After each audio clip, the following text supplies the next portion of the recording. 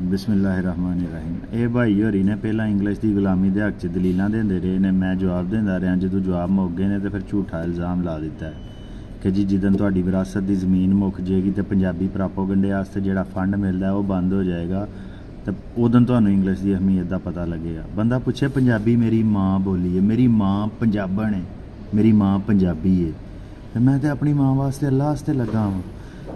कुरान और हदीस आंदे ने बगैर सबूत तो किसी ते बहतान ना लाओ।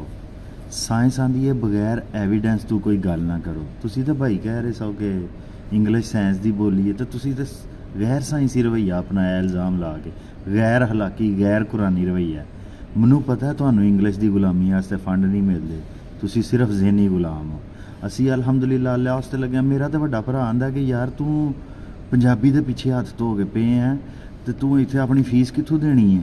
ਜਿਹੜਾ ਤੂੰ ਇੰਗਲੈਂਡ ਆਇਆ ਇੱਥੋਂ ਡਿਲੀਵਰੀ ਕਰ ਦੋ ਨੌਕਰੀਆਂ ਕਰ ਤੋ ਮੈਂ ਨਾਲ ਉਹ ਵੀ ਕਰ ਰਿਹਾ, ਨਾਲ ਤੀਜਾ ਕੰਮ ਇਹ ਵੀ ਕਰ ਰਿਹਾ ਤੇ ਤੂੰ ਤੁਹਾਡੇ ਝੂਠੇ ਇਲਜ਼ਾਮ ਹੀ ਅਸੀਂ ਬਰਦਾਸ਼ਤ ਕਰ ਰਹੇ ਹਾਂ। ਮੇਰੀ ਕੌਮ ਤੇ ਵੀ ਤੁਸੀਂ ਝੂਠੇ ਇਲਜ਼ਾਮ ਲਾਉਂਦੇ ਹੋ। ਤੁਸੀਂ ਆਂਦੇ ਹੋ ਇਹ ਕੌਮ ਮਿਹਨਤੀ ਨਹੀਂ, ਇਹ ਕੌਮ ਹਰਾਮ ਹੋ ਰਿਹਾ, ਇਹ ਕੌਮ ਜਿਹੜੀ ਹੈ ਮਤਲਬ ਜਿੰਨੇ ਦੁਨੀਆ ਦੇ ਝੂਠੇ ਇਲਜ਼ਾਮ ਨੇ। ਐਡਵਰਡ ਸਈਦ ਨੇ ਇਹ ਹੀ ਆਖਿਆ ਆਪਣੀਆਂ 2 ਕਿਤਾਬਾਂ ਓਰੀਐਂਟਲਿਜ਼ਮ ਐਂਡ ਕਲਚਰ ਐਂਡ ਇੰਪੀਰੀਅਲਿਜ਼ਮ 'ਚ, ਉਹ ਪੜ੍ਹੋ ਯਾਰ ਜਾ ਕੇ, ਤੁਹਾਡੇ ਦਿਮਾਗ ਖੁੱਲ੍ਹਣ ਕਿ ਗੁਲਾਮ ਕੌਮਾਂ ਮੁਜਰਮ ਕੌਮਾਂ ਦੱਸ ਦਿੱਤੀਆਂ ਗਈਆਂ ਨੇ। ਮੀਡੀਆ ਤੇ ਮੁਸਲਸਲ ਉਹਨਾਂ ਦੇ ਜ਼ੁਲਮ ਕੀਤਾ ਜਾਂਦਾ, ਫਿਰ ਉਹਨਾਂ ਨੂੰ ਮੁਜਰਮ ਕਿਹਾ ਜਾਂਦਾ, ਫਿਰ ਮੀਡੀਆ ਉੱਤੇ ਬੰਦੇ ਬਹਿ ਕੇ ਉਹਨਾਂ ਨੂੰ ਹੋਰ ਮੁਜਰਮ ਕਹਿੰਦੇ ਨੇ।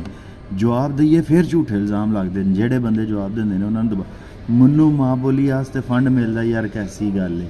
ਇਨਸ਼ਾਅੱਲਾ ਲੱਭੇਗਾ, ਹਾਲੇ ਲੱਭਿਆ ਨਹੀਂ, ਲੱਭੇਗਾ। ਮੈਨੂੰ ਅੱਲਾਹ ਪਾਕ ਅਜਰ ਦੇਗਾ। ਮੇਰੀ ਕੌਮ ਮੇਰੀ ਗੱਲ ਸੁਣੇਗੀ। ਮੈਨੂੰ ਇਹ ਹੀ ਬੜਾ ਕਾਫੀ ਹੈ। ਮੈਨੂੰ ਜਿੰਨੀਆਂ ਦੁਆਵਾਂ ਮਿਲ ਗਈਆਂ ਨੇ, ਮੈਨੂੰ ਪੈਸਿਆਂ ਦੀ ਕੀ ਲੋੜ ਹੈ। ਮੇਰੀ ਵੀਡੀਓ ਦੇ ਉੱਤੇ ਹਜ਼ਾਰਾਂ ਬੰਦਿਆਂ ਨੇ ਕਿਹਾ ਕਿ ਅੱਲਾਹ ਤੁਹਾਡਾ ਭਲਾ ਕਰੇ, ਅੱਲਾਹ ਤੁਹਾਡੇ ਮਾਂ ਪਿਓ ਦਾ ਭਲਾ ਕਰੇ। ਜਿੰਨੇ ਮੇਰੇ ਮਾਂ ਪਿਓ ਵਾਸਤੇ ਦੁਆ ਕਰ ਛੜੀ ਹੈ, ਮੈਨੂੰ ਉਹਦੇ ਵਾਸਤੇ ਪੈਸੇ ਦੀ ਲੋੜ ਹੀ ਨਹੀਂ।